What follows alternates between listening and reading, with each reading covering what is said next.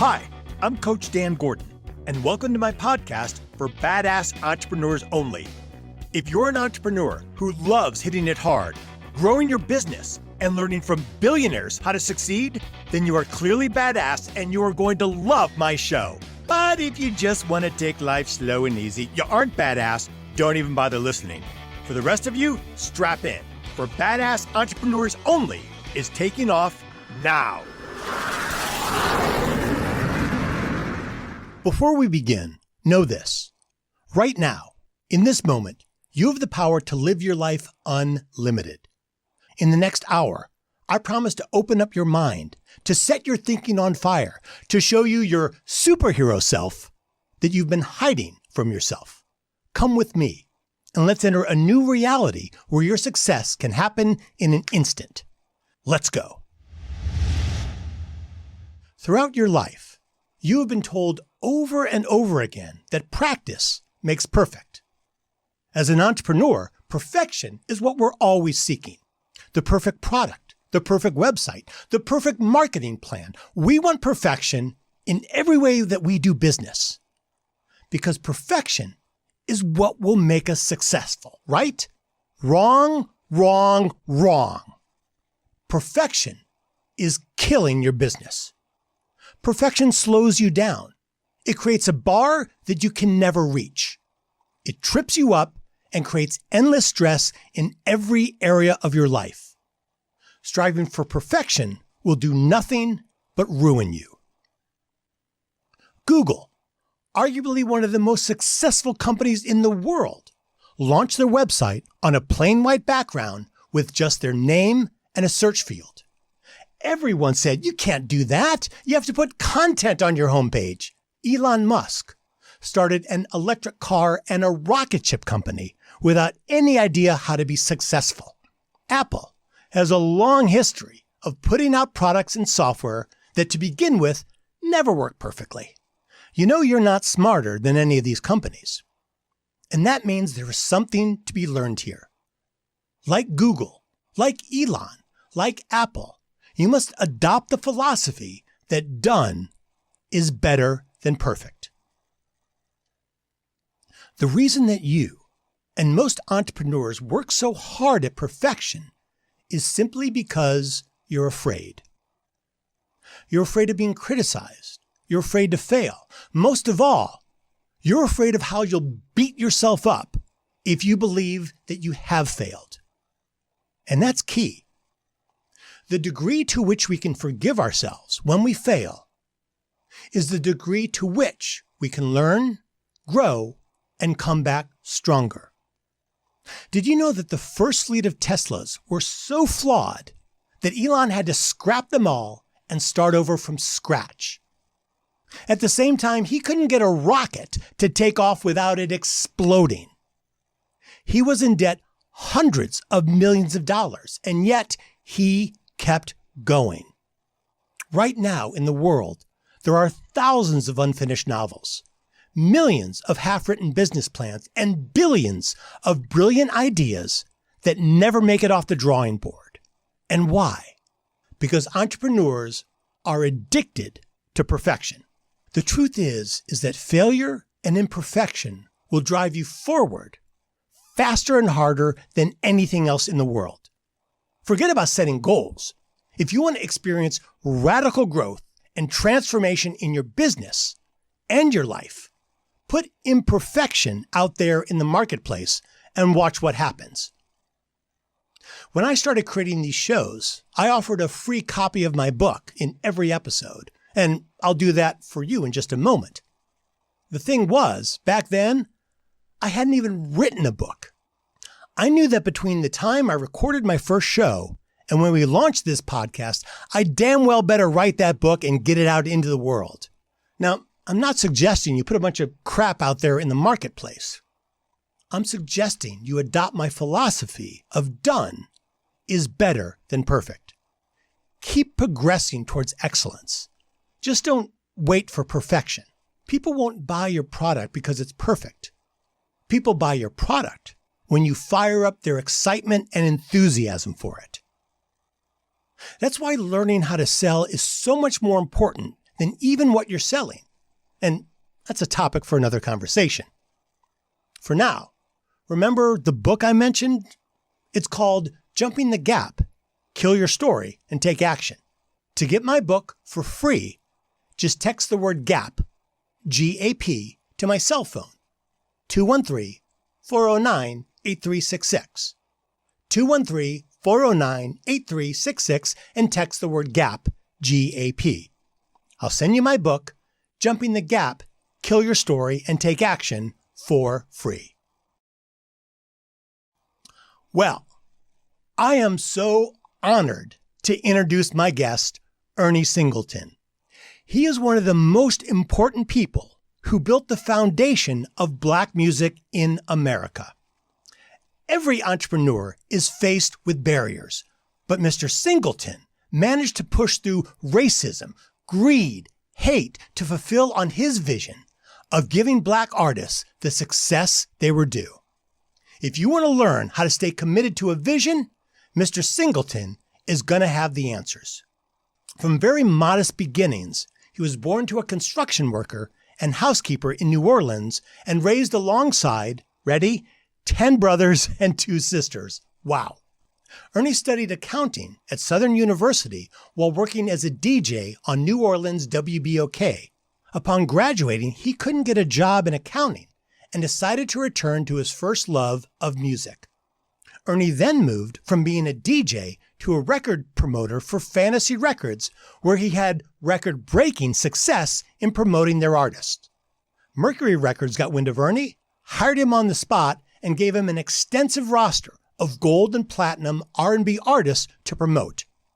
His reputation for success then landed him a job with Casablanca Records in 1977. That was at the height of the disco era, and Ernie represented artists like Donna Summer, Cher, and the Village People. I love it. Ernie was then lured away to Warner Brothers in 1987, where he worked with artists such as Prince and Madonna.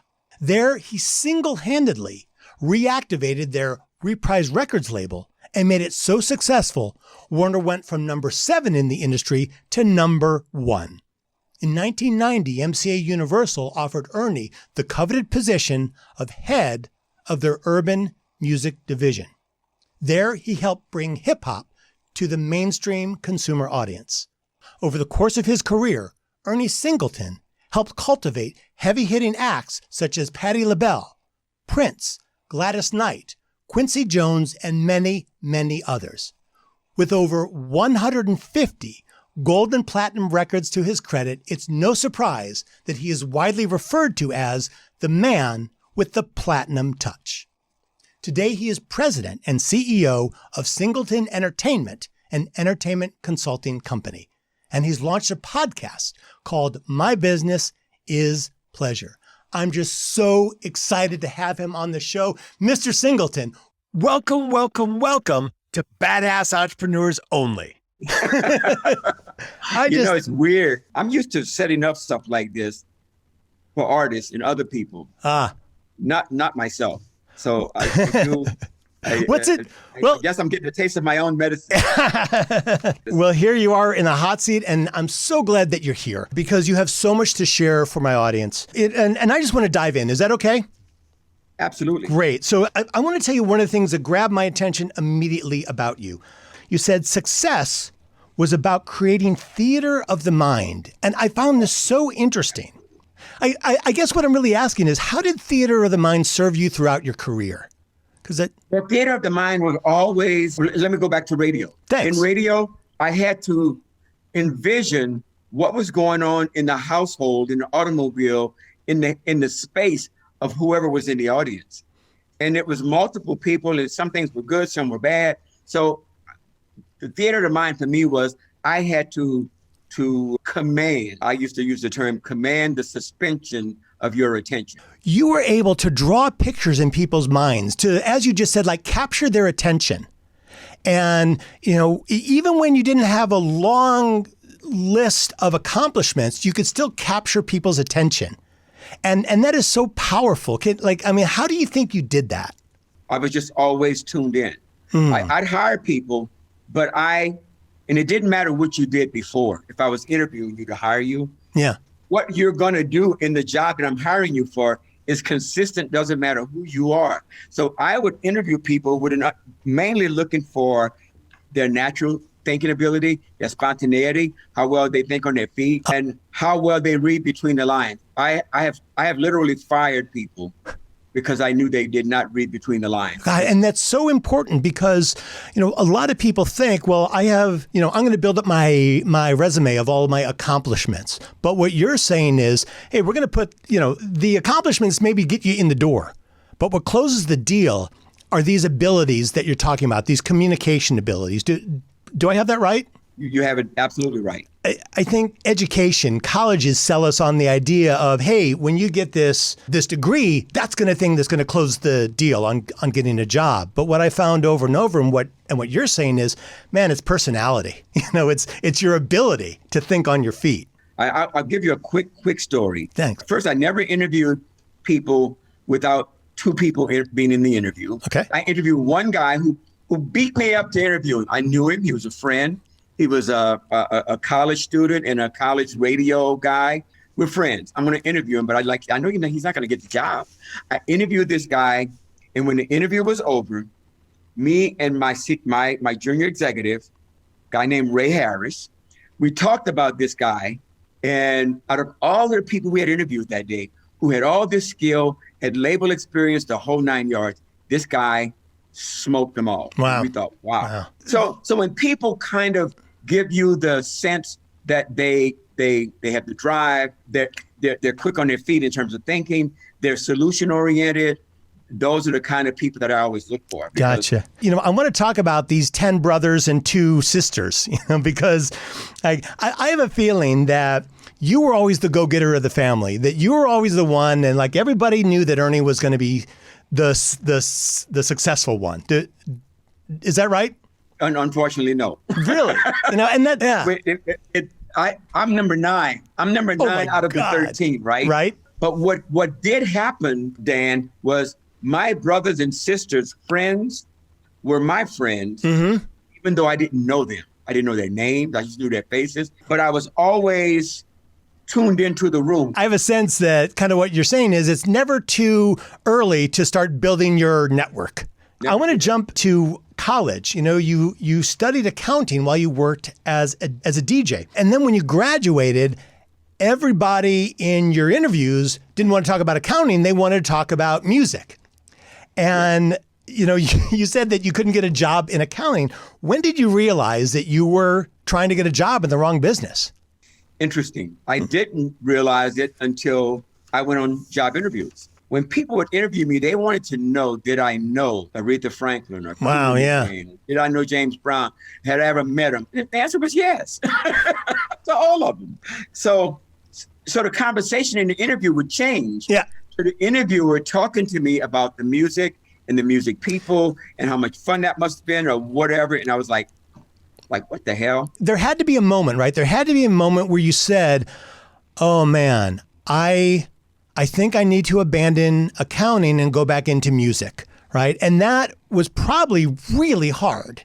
And a lot of people come to that moment where like, well, I put all my time and energy into one thing, but this other thing is calling me. And do I take the risk of abandoning this one thing and go with how did you build up that courage to make that choice? Well, it was easy. First, my thought was, these people don't believe I really want to work in accounting. I said, I know what I'll do. I'll quit my radio job and have a full-time job hunting. Full-time job hunting doesn't pay you. So I started spinning records at different clubs. Yeah. So I made money. In the process, one of my mentors, who I didn't know would be a mentor in this way, started giving me records to work at the various radio stations, not just in New Orleans, but in a 100-mile radius around New Orleans. So I would go to Memphis or Houston or wherever. So then you became like a record promoter, right? Exactly. Which eventually you left, you kind of did the same thing again. You had to leave accounting, have the courage to leave accounting to become a DJ. Then you had to have the courage to leave being a DJ to become a record promoter. And then you get hired by Mercury Records, when you got hired at a Mercury, like they flew you out, they hired you on the spot. And I'm just curious if you said to yourself, like, okay, now I'm on a mission to promote Black artists to a wider and wider audience in America. Like, did that start to formulate in your head? No, I just always took the music on the weight of the music and the strength of the music. My mission was to give the artists whose vinyl at that time it wasn't downloads, whose vinyl I was carrying, to give them a fair shot. Ah, right. So I was always speaking for the artists without the artists even being present or even knowing that I was fighting on their behalf. And how did you know how to do it? Like, you were working with Kool and the Gang, the Gap Band. This was a huge responsibility. How did you know how to do this? Because I knew the music. So I would I could have an epileptic seizure in your presence if you're telling me no, when I think the answer really got to be yes. So I was relentless. Oh, I love that word. I was relentless. I think today, Mr. Singleton, people are terrified of being relentless, right? They're afraid of how they're going to be perceived by the people around them. Like, I don't want to be pushy. I don't want. And so can you talk a little bit about what it takes to be relentless? Well, I had Black stations that would not play white artists, right? But I had the Bee Gees, Saturday Night Fever album. I had the Bee Gees. I had Funky Town by Lips Inc. But the music was undeniable.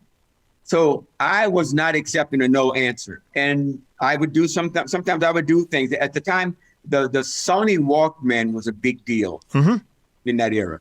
I wasn't beyond going to a retailer and buying 4 or 5 Walkmans and saying, hey, I'm going to bring this to Dan because I know Dan is Black and Dan doesn't want to play the Bee Gees. So I'm going to go to your radio station and I'm going to give you the Bee Gees on the Walkman. I'm going to put the headphones on your head and tell you to just take a listen to it because I think you're having a problem listening. It's like, just listen to it. And once you've done that, I'm going to ask you, how can you deny your audience of that? I want to really point this out, what you did. You did sort of like a fourth dimensional shift on the problem. They said no. You went out and got something that was compelling, the Walkman, which was really compelling at the time. It was the coolest piece of technology at the time. You went and stuck the headphones on someone's head and said, listen, right? Like, brilliant. I hear a lot of people talk about today that they can't be successful because they don't feel supported. And what I hear that you did is that you weren't worried about the yes or the no or the support. You had a vision and you kept focused on that vision. Do I have that right? You have it absolutely right. And that's brilliant. Funky Town, great example. It took almost 6 months to break that record because Black stations would not play it because it was disco. But whenever it went on any radio station, within 2 weeks, the record was in their top 5 or number 1. So I was relentless. I was able to get a lot of stations who had a real hard time playing disco or artists that didn't look like them. This is going to sound like I'm kissing butt, and I don't mean to, but you're so unbelievably likable, and so that's like a tool. Yeah. The likable part, I understood that I was not an authority to be right and make you wrong. So I'm going to co-sign whatever you're feeling, but I need you to keep the door open because I'm going to, and if I don't score today, tomorrow or day after tomorrow, I'm coming back. So I need to keep the door open. Right. So I couldn't go get into I don't like you and definitely not making you not like me. That wasn't going to happen. Well, what does that mean? I will co-sign whatever you're feeling. What do you mean by that? Just recently, I ran Ruthless Records, Eazy-E's company. There's a group on Ruthless Records named Bone Thugs and Harmony. I knew a lot of stations who said, man, I'm not going to play no damn records. What we going to look like saying Bone Thugs and Harmony? They're used to saying Patti LaBelle or Luther Vandross or whatever. So Bone Thugs and Harmony didn't fit standard urban stations formats. Cool. But the song, so I got into the song first, and we made a phenomenal video. The song was about people dying and meeting your family. The crossroad was after they die. Wow. And I guess I die, we'll meet at the crossroads. So I would always tell my staff, my promotion people, and any radio program I talked to, who said they couldn't say Bone Thugs and Harmony. I said, well, good, don't say it. I said, just play the record. Don't say anything. Don't even introduce it. I said, but remember, your audience knows more about dying and letting go than any hip hopper that listens to rap stations.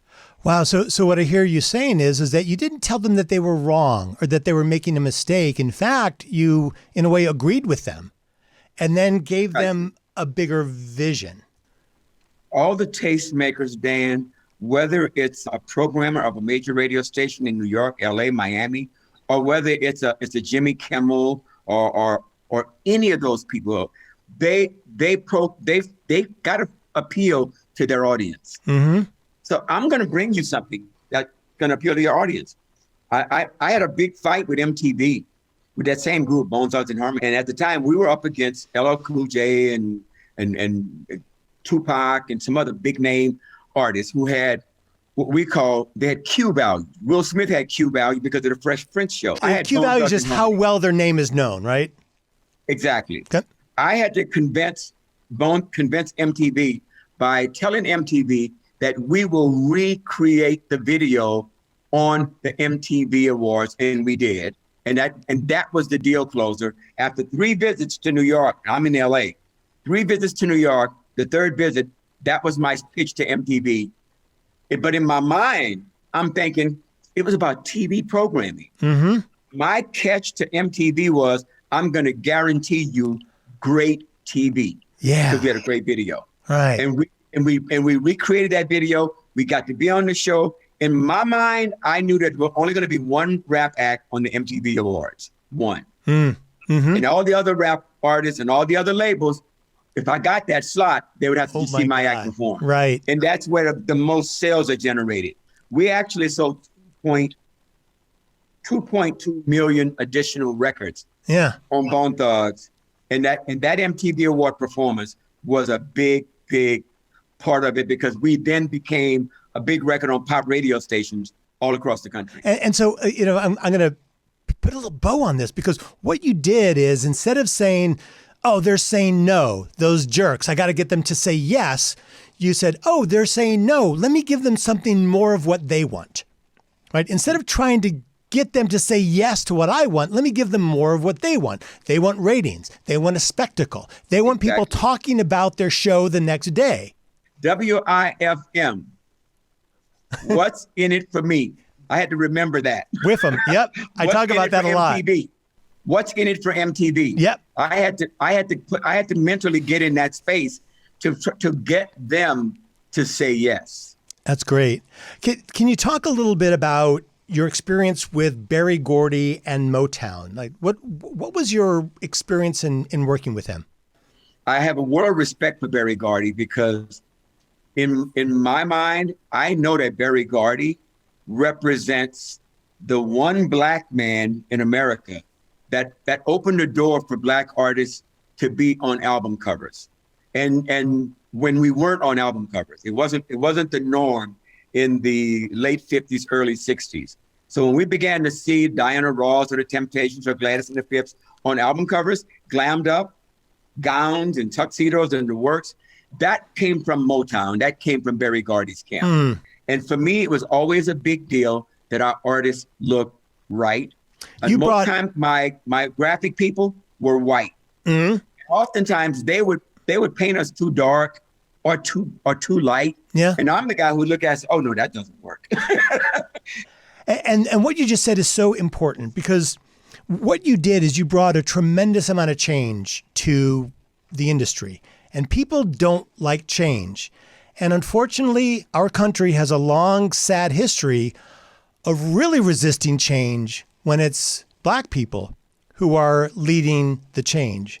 And, like what you just said, white photographers had their cameras set for white people. It's not that they're racist, but there's sort of an inherent racism where people don't even know that they're operating in a way that could be considered racist. How did you deal with people who, to make them more concerned, to make them more sensitive to your plight, when that's a good you question. really couldn't call them racist? I'm sorry, I didn't mean to cut you off. No, please. How did I deal with people? You'd be surprised how people come on board because people want to win.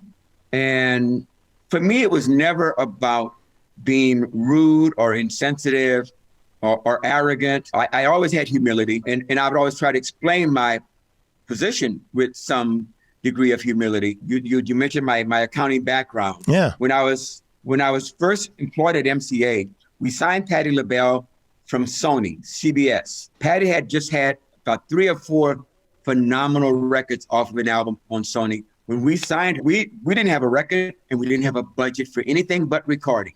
Wow. So all of the heads of marketing at Universal, MCA Universal, argued with me because I wanted to buy tickets for Patti LaBelle concerts. And normally we were going to be buying like 60, 70, 80 tickets, a lot.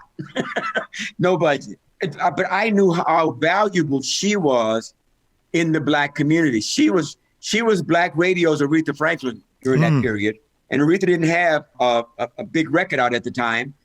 So everybody's arguing with me about the show. I took a meeting with the head of accounting at MCA, a guy named Dan McGill, and his girl, Gail. And I just told him, I said, look, we got to have tickets for Patti.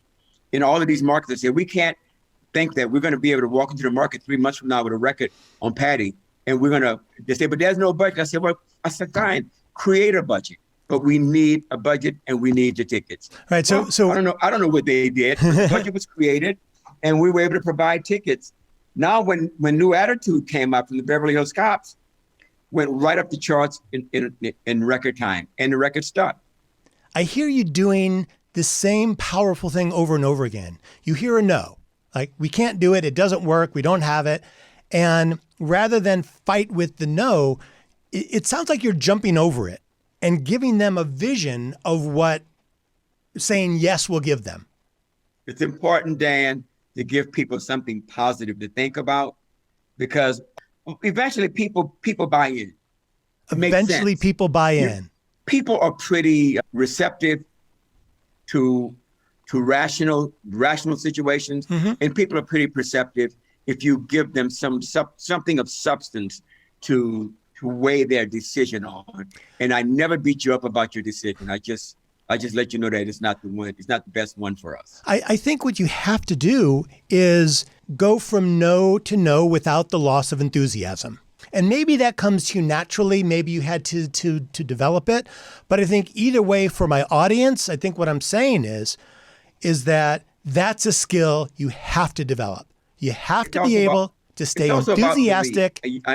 I believed what I was, and doesn't mean that I didn't fail sometimes or I didn't lose. I bet. And we're always dealing with a limited amount of time. New Edition. I'll share this and I'll give you the mic back. That same album cover was the song that we led with was a song called Cool It Now on New Edition. We had the record ready, we was about to release it, but the Jacksons dropped a record.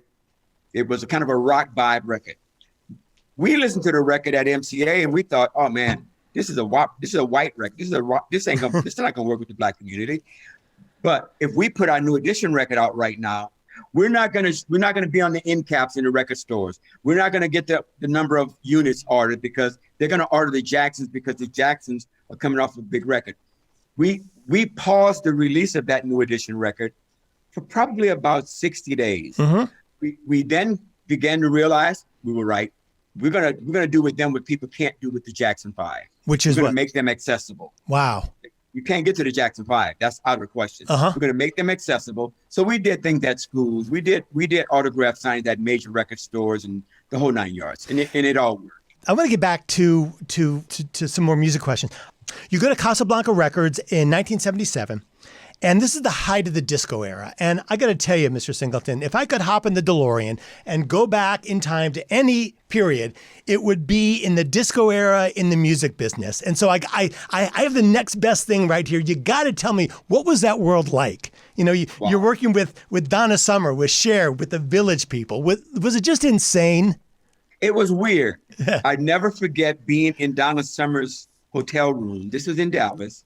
And she was in a negligee. She was married to a guy named Bruce Swedien. But Donna was such a gorgeous woman. Yes. All I remember was being in her room thinking to myself, wow, I'm in Donna Summer's room and she's in a negligee. And her husband was right there too, but it wouldn't have mattered. What a killer. But it was just the thought of it. It was a great time. Yeah. I mean, I was able to share a share record on Black radio. Was it hard getting share on Black radio? No, it wasn't. Really? No, because I guess I'd come through a barrier with stations, and I began to promote music on the merit of the music. Of course. I also had the privilege of doing a Captain and Tennille record back in the day of Do That to Me One More Time. Same thing. Great song. And I would always, when I needed to, grab a page out of Martin Luther King's book. Discrimination of any kind is no good. So I would plant that seed just in case you were pushing back. Wow. on a color line, and then I would reinforce it with how about your audience? They would like it. And that's phenomenal. And I'd let people marinate on that. But usually I scored 99% of the time I scored. We're getting tight on time, and there's two things I want to cover before we talk a little bit about your business, Singleton Entertainment Corp, and your new podcast, My Business is Pleasure. The first thing I want you to talk about is in 1987, you were working for Warner. And you had a lot of autonomy at that point. And I love the story that you told about Prince's album, Love Sexy. Now we got to keep this tight. In just like a minute, can you tell me about that? Prince would not let anyone see the artwork, not even our chairman. No one could see the artwork.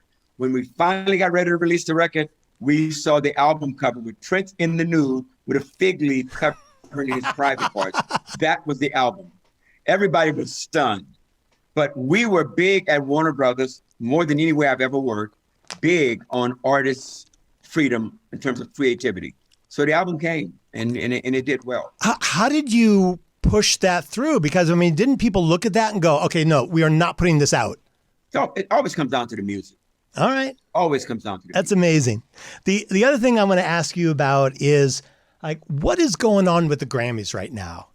You know, the Grammys is going through something that the entire music industry is going through. The Grammy is going through a time capsule where things have changed. Now, people like The Weeknd not getting a nomination and Lil Wayne not getting a nomination. Yeah. That always happens. That is not as big of an issue.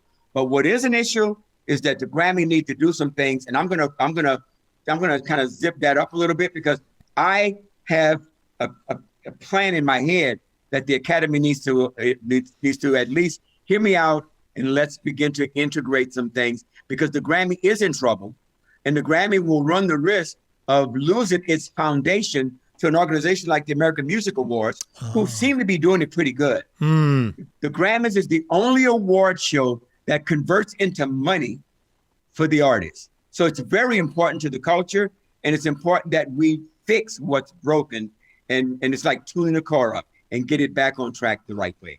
In every industry, there's always change. You know, I mean, look what happened to Sears when Amazon came on the scene. Yeah. They didn't pivot, right? Yeah. They just hoped that it would sort of all go away. Now, when you came into the business, you know, it was records and tapes, and now it's streaming and digital files. How did you manage to have the courage or the willingness to relearn your own business and continue to be successful? It's not easy. I remember from a very, very young boy, I would always hear people say that everything must change. Like they'll say change is inevitable. I only get to know what that means when I got to become an adult.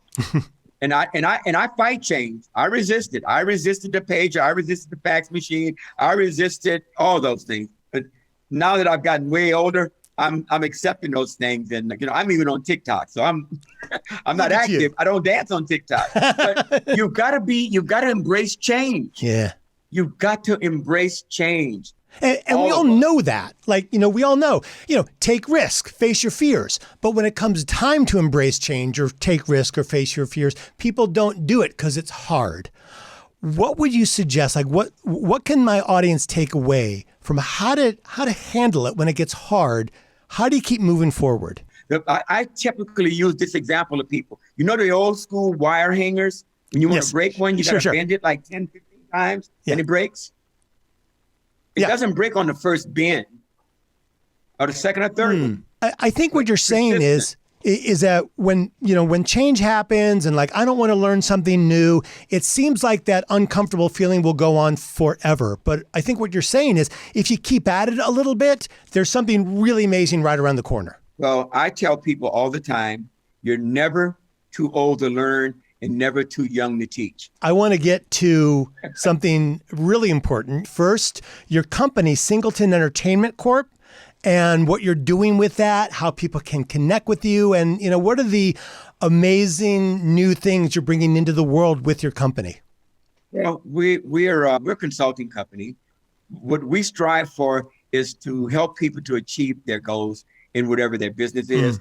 And we're diving deep right now into streamcasting shows, and trying to get some artists to understand that that's their future. And I would encourage people to get in touch with you. Whether you're in the music business or not, what we learned about Mr. Singleton today is he is an expert at getting past the no. And in no matter what business that you're in, the biggest struggle that you're going to have is getting past the no, but both the external no and the internal no. And clearly you are an expert at that. I'm hoping that I'll have you on my show one day. Oh, my podcast, I haven't started it yet, but my podcast title will be My Business is Pleasure. And so people like yourself, Dan, who does these phenomenal interviews, we would want to know some of your magic, because a lot of what you do it for other people and for your audience. That's the pleasure side of what what your business is. Okay. And what would be the best way for people to get in touch with you if they're interested in Singleton Entertainment Corp? I'm going to give you my email address because that's always good. Great. SECErnie@yahoo.com. Of course. And I'm also on Facebook. I will put that link on screen and in my show. I'll definitely include that. Thank you so much for your honesty today and all that you've shared. What have we learned? Create the theater of the mind. Talk to people about a vision that they want. Don't just try to sell them on what we've talked about, like really stepping into the things that you struggle with and facing them. And something that you talked about that I just loved is that any struggle that we face, from what I've learned from you today, it's staying with it, like staying inside of the struggle, not giving in to the no, and staying with the vision. Thank you so much for being here, for being on the show, for sharing your wisdom with my audience. And before we wrap up, I want to remind you to get a free copy of my book, Jumping the Gap, Kill Your Story and Take Action. Just text the word GAP, G-A-P, to 213-409-8366. It will help you take bold new action on your entrepreneurial journey. Text the word GAP, G-A-P, to 213-409-8366. And I also want to thank you. Yeah, you. The you who is listening to this show right now. Thank you for opening your mind and stepping into the world of infinite possibilities. My guests, all of them, breathe the same air you do. There's nothing stopping you from taking bold action, opening up your world, challenging yourself to step up and live your life unlimited. I'm Coach Dan Gordon. Thanks for listening. Now get out there and show the world the next greatest version of you. Hey, if you have some thoughts about the show you'd like to share with us, or if you think you've got what it takes to be a guest, send me a text at 213-409-8366. Let me know what you think, or let me know why you think you'd be a great guest for this show. Thanks again for listening. I hope you're inspired to unleash your badass self on the world.